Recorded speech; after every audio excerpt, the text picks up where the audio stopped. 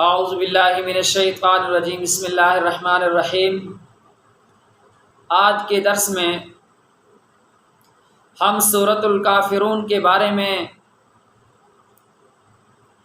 جانیں گے، ایک تو اس کے شان نزول کے بارے میں، ایک سورۃ الکافرون کے فضائل کے بارے میں۔ یہ مکی سورت ہے، اس کی 6 آیات ہیں۔ یہ سورت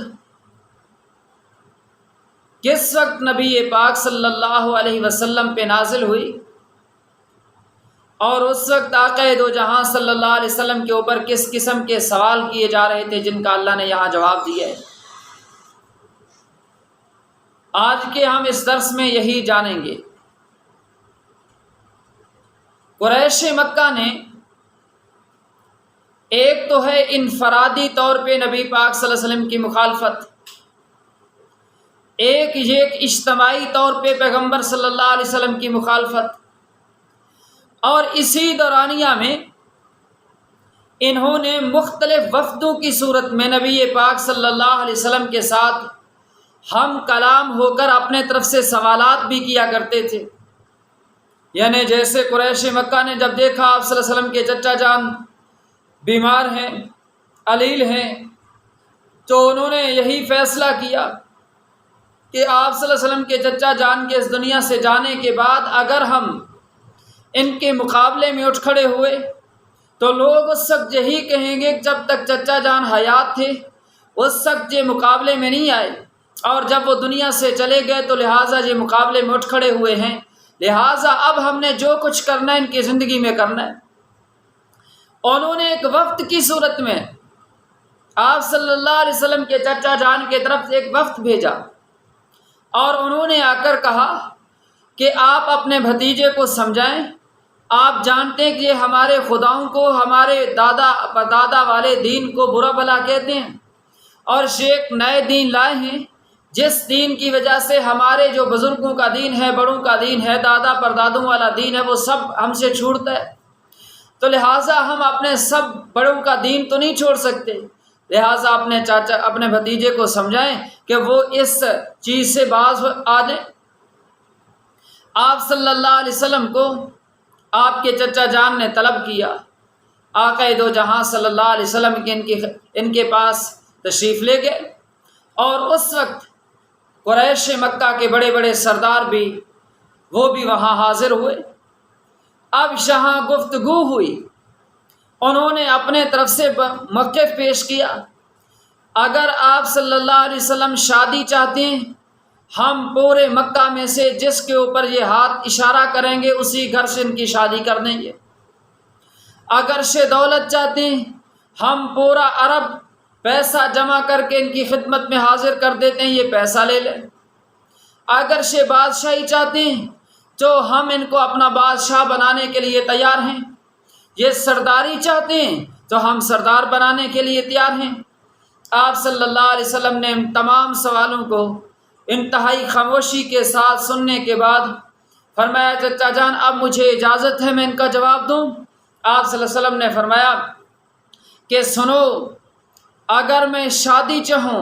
میری بیوی ختیجہ سے یہاں پورے عرب کے اندر کوئی خوبصورت کوئی نہیں جس سے میں شادی کرنا چاہوں۔ اگر میں دولت چاہوں، آپ سارے مکہ والے پیسہ جمع کر لیں، اللہ نے میری بیوی حضرت ختیجہ کو جتنا پیسہ دیا وہ آپ سب کے پاس نہیں ہے۔ آپ صلی اللہ علیہ وسلم نے فرمایا، اگر آپ یہ چاہتے ہیں کہ آپ کے دل میں شیخ میں سرداری چاہتا ہوں، اللہ نے مجھے اس خاندان سے پیدا کیا جس کا ایک ایک فرد سردار ہے، تو لہٰذا میں ان چیزوں کو تو نہیں چاہتا، میں دنیا کے اندر اللہ کی توحید، اللہ کی کبریائی اور اللہ کی طرف سے پیغام رساں ان کا دین لے کے آیا ہوں، وہ میں دنیا کے اندر اللہ کی مخلوق تک پہنچاؤں گا۔ اور آپ صلی اللہ علیہ وسلم نے اس مقام پہ ارشاد فرمایا، سنو، فرمایا آپ اگر مجھے انداز میں اللہ کے رسول نے اس کا جواب دیا۔ فرمایا اگر آپ مجھے یہ ڈرانا دھمکانا چاہتے ہیں، سنو میرے ہاتھ کے اوپر ایک ہاتھ پہ سورج اور دوسرے ہاتھ کے اوپر چاند رکھ دو، تب بھی میں لا الہ الا اللہ، لا الہ الا اللہ کا پیغام لوگوں کو سناؤں گا، لا الہ الا اللہ محمد رسول اللہ صلی اللہ علیہ وسلم، یہ پیغام میں اللہ کی مخلوق تک پہنچاؤں گا۔ تو یعنی عرض کرنے کا مقصد یہ کہ مختلف اوقات میں سے وفدوں کی صورت میں بھی نبی پاک صلی اللہ علیہ وسلم سے آ کر اپنے سوالات کرتے۔ اسی طرح انہوں نے ایک سوال یہ کیا، جب سے تنگ آ گئے، اللہ کے محبوب پیغمبر کی تحریک، نبی پاک صلی اللہ علیہ وسلم کا دین آئے دن آگے بڑھتا جا رہا تھا، پیغمبر کے پروانے بڑھتے جا رہے تھے، نبی پاک صلی اللہ علیہ وسلم پر ایمان لانے والوں کی تعداد بڑھتی جا رہی تھی، یہ اتنے تنگ آ گئے کہ انہوں نے آخر یہ فیصلہ کیا، پھر انہوں نے نبی پاک صلی اللہ علیہ وسلم کے ساتھ ملاقات کی، اور اس ملاقات میں انہوں نے انوکھے پوائنٹ اس کے رکھے۔ ان میں سے ایک یہ بھی تھا، کہتے ہیں کہ آپ سنیں، اگر اور کچھ نہیں مانتے، کم از کم اس بات کے اوپر ہم معاہدہ کر لیتے ہیں، ایک سال آپ ہمارے طریقے پہ چلیں، یعنی ہمارے بتوں کا پوجا کر لیں، ایک سال ہم آپ کے طریقے پہ چلیں گے، یعنی جو آپ کا اللہ ہے ہم اس کی عبادت کر لیں گے، ایک سال کے معاہدے کے اوپر چلتے ہیں، لہٰذا آپ ہمارے دین کو ایک سال کے لیے تسلیم کر لیں، اگلے سال ہم آپ کے دین کو تسلیم کر لیں گے۔ اللہ نے اس صورت مبارکہ کے اندر ان کے ان مطالبے کا جواب دیا ہے۔ یہ جو صورت نازل ہوئی اصل قریش مکہ کے ان سوالوں پر کہ آپ ایک سال کے لیے ہمارے دین پہ چلیں اور ایک سال ہم آپ کے دین کے اوپر چلیں گے، تو ان کے اس سوال پہ اللہ نے یہ صورت نازل کی اور جواب دیا نبی پاک صلی اللہ علیہ وسلم کو۔ اور اب آتے ہیں اس کی فضیلت، شان کی طرف۔ ان کے فضائل کیا ہیں؟ قرآن کریم کی ایک ایک آیت شان والی ہے، سارا کلام شان والا ہے، لیکن ہر صورت کی اپنی شان، اپنا ایک مقام ہے، اپنا ایک اللہ کی طرف سے درجہ ہے، ہر صورت کے اپنے اپنے فضائل ہیں۔ اسی اعتبار سے عرض کرنا چاہتا ہوں کہ سورۃ الکافرون نبی پاک صلی اللہ علیہ وسلم کے بارے میں امی عائشہ رضی اللہ تعالی عنہا فرماتی ہیں کہ نبی پاک صلی اللہ علیہ وسلم کثرت کے ساتھ صبح یعنی سنتوں کے اندر جو صبح کی 2 رکعت نماز سنتیں ہیں، فرماتی ہیں کہ ان 2 رکعت نماز سنتوں میں نبی پاک صلی اللہ علیہ وسلم ایک رکعت کے اندر سورۃ الکافرون قل یا ایھا الکافرون کی تلاوت فرماتے، اور ایک رکعت کے اندر سورۃ اخلاص یعنی قل ھو اللہ کی تلاوت فرماتے تھے۔ صحابہ کرام رضوان اللہ تعالی اجمعین فرماتے ہیں کہ نبی پاک صلی اللہ علیہ وسلم مغرب کے فرضوں کے بعد یعنی جو 2 رکعت نماز سنت ہیں، اللہ کے محبوب پیغمبر کثرت کے ساتھ ان رکعتوں میں سورۃ قل یا ایھا الکافرون اور سورۃ اخلاص کی تلاوت فرمایا کرتے تھے۔ پہلی رکعت میں قل یا ایھا الکافرون لا اعبد ما تعبدون اس سورت کی تلاوت فرماتے، اور دوسری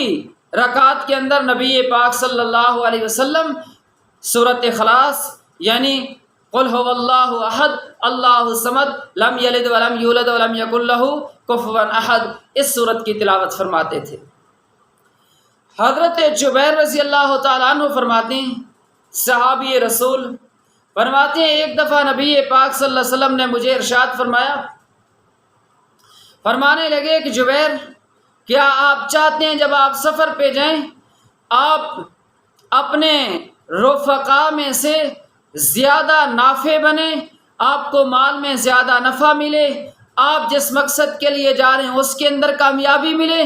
تو حضرت جبیر عرض کرنے لگے یا رسول اللہ صلی اللہ علیہ وسلم فدا کا ابی و امی، میرے ماں باپ آپ پہ قربان ہوں، جی میں یہ چاہتا ہوں۔ تو آپ صلی اللہ علیہ وسلم نے فرمایا آخری 5 سورتوں کی تلاوت کرا کرو۔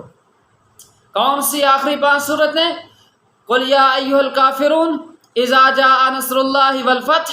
اور قل هو اللہ احد، قل اعوذ برب الفلق، قل اعوذ برب الناس، یہ 5 صورتوں کی تلاوت کرا کرو۔ آپ صلی اللہ علیہ وسلم نے فرمایا اللہ آپ کو مقصد میں بھی کامیابی نصیب فرمائیں گے، اللہ رب العزت آپ کے مال و متاع اور نفع کے اندر بھی برکتیں پیدا فرما دیں گے۔ حضرت جبیر رضی اللہ تعالیٰ عنہ فرماتے ہیں میں نے اسی پہ عمل کیا، تھوڑے ہی عرصے کے بعد اللہ نے میرے اوپر رحمتوں کے دروازے کھول دیے۔ اس لیے آپ صلی اللہ علیہ وسلم نے صحابہ اکرام میں سے کچھ نے سوال کیا یا رسول اللہ صلی اللہ علیہ وسلم ہم چاہتے ہیں ہمیں کوئی ایسا وظیفہ بتائیں کہ جب ہم رات کو بستر پہ لیٹنے لگیں تو ہم اس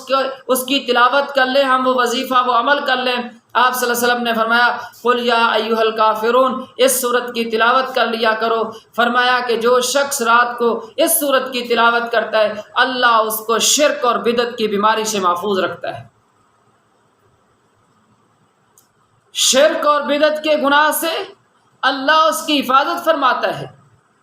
اس لیے یہ وہ صورت ہے کہ جو اس پہ عمل کرتا ہے، نبی پاک صلی اللہ علیہ وسلم صبح نماز کے اندر سنتوں میں پہلی اور دوسری رکعت میں، پہلی میں قل یا ایھا الکافرون، دوسری میں قل ھو اللہ، کثرت کے ساتھ آپ صلی اللہ علیہ وسلم ان صبح کی سنتوں میں ان صورتوں کی تلاوت فرماتے، مغرب کی سنتوں میں بھی، نوافل میں بھی نبی پاک صلی اللہ علیہ وسلم ان کی تلاوت فرماتے تھے۔ تو صحابہ اکرام رضوان اللہ تعالی اجمعین نے تو ان کی تعداد بھی نقل کی ہے، بعض فرماتے ہیں ہم نے 20 مرتبہ، بعض فرماتے ہیں ہم نے 25 مرتبہ مغرب کی نماز کے فرائض کے بعد سنتوں کے اندر نبی پاک صلی اللہ علیہ وسلم کو ان صورتوں کی تلاوت کرتے سنا۔ اس لیے یہ صورت شان اور عظمت والی ہے، جیسے میں نے پہلے عرض کیا کہ یہ اللہ کا کلام سارے کا سارا الحمد سے لے کر والناس تک شان والا ہے،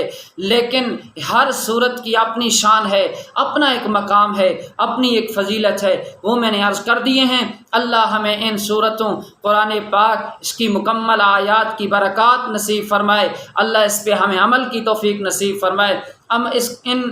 پورے قرآن کو سمجھ کر، پورے دین کو سمجھ کر اس پہ عمل کی توفیق نصیب فرمائے، اور وہ دین جو ہم نے حق سمجھا لوگوں تک ہمیں پہنچانے کی توفیق نصیب فرمائے۔ آخر میں پھر عرض کروں گا ہمارے اس چینل کا مقصد یہی ہے کہ میری زندگی اور پوری انسانیت کی زندگی میں حضرت محمد رسول اللہ صلی اللہ علیہ وسلم کا دین آ جائے۔ اس کے لیے ہم کوشش کریں، اس کے لیے ہم کوشش کریں، چونکہ قیامت کے دن اللہ ہم سے 2 سوال کرے گا۔ ایک سوال یہ کہ دین کے اوپر عمل کتنا ہوا، فرائض کے بارے میں، وجوب کے بارے میں سوال کیا جائے گا، اللہ کے احکام ان کے بارے میں سوال کیا جائے گا، ایک سوال یہ ہوگا، اور دوسرا سوال یہ ہوگا کہ اللہ فرمائیں گے میرے پیارے محبوب صلی اللہ علیہ وسلم کا دین آپ نے دوسروں تک کتنا پہنچایا۔ 2 سوال۔ جب ہم نماز پڑھتے ہیں، روزہ رکھتے ہیں، حج جن کو اللہ توفیق دیتا ہے مالی استعداد کے اعتبار سے جن پہ فرض ہوتا ہے وہ کرتے ہیں، جب وہ صدقات زکوٰۃ وغیرہ دیتے ہیں تو لہٰذا عمل کر لیں گے، قیامت کے دن اللہ ان پہ دوسرا سوال یہ کرے گا اپنے عمل تو کیا، یہ احکام یہ اعمال دوسروں تک آپ نے کتنے پہنچائے ہیں۔ اس لیے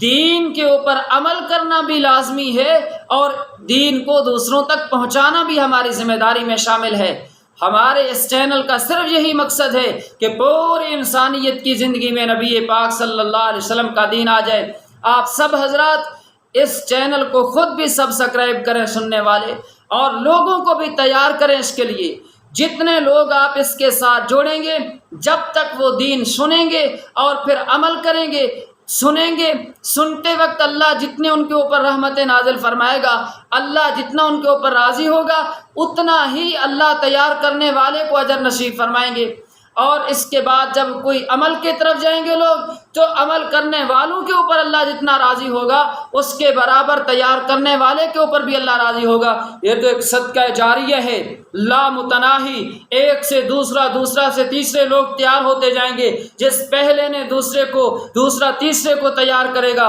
اللہ نمبر وار سب کو اس کے برابر اجر نصیب فرماتے چلے جائیں گے۔ آپ سب حضرات اس کے لیے کوشش کریں۔ دنیا کے لیے ہم کتنی کوشش کرتے ہیں، دین کے لیے بھی کوشش کریں۔ دنیا کے لیے ہے، دین اس دنیا کے اندر بھی ہمیں عزت نصیب کرے گا، دین کے ذریعے سے ہی عزت ملے گی۔ قیامت کے دن اللہ کی عدالت میں دین محمد رسول اللہ صلی اللہ علیہ وسلم پر ایمان رکھنے والے، عمل کرنے والوں کو اللہ سرخرو فرمائیں گے۔ اس یقین کے ساتھ کہ آپ اس کے لیے کوشش کریں گے، اللہ آپ سب کا حامی و ناصر ہو۔